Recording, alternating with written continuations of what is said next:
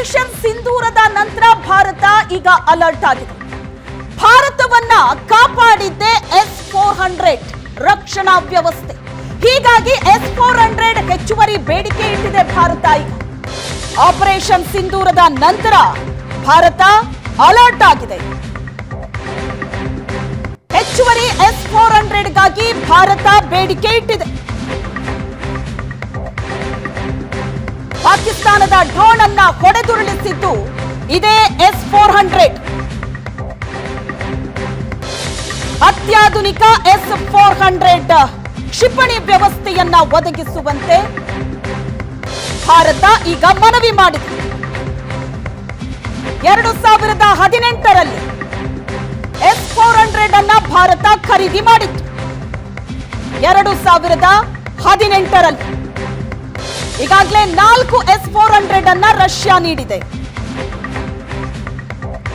China Bharat ಗಡಿಯಲ್ಲಿ S-400 ನಿಯೋಜನೆ ಆಗಿದೆ. ಮತ್ತಷ್ಟು S-400 ಖರೀದಿಗೆ ಭಾರತ ನಿರ್ಧರಿಸಿದೆ.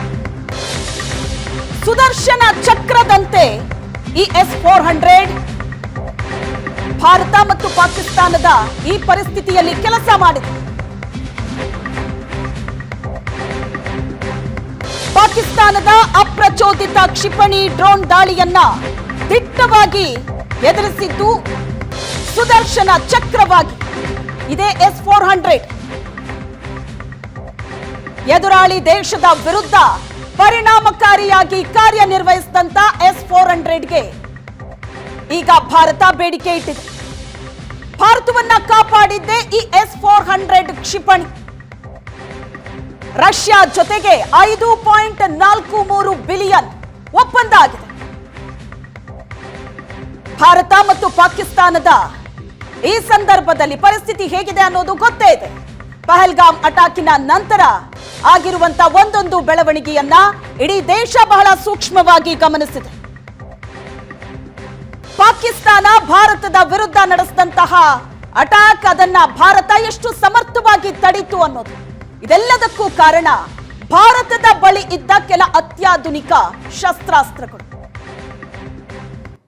ಭಾರತವನ್ನ ಈ ಕಷ್ಟದ ಸಂದರ್ಭದಲ್ಲಿ ಕಾಪಾಡಿದ್ದೇ S-400. ಹೆಚ್ಚುವರಿ S-400ಗೆ ಈಗ ಭಾರತ ಬೇಡಿಕೆ ಇಟ್ಟಿದೆ.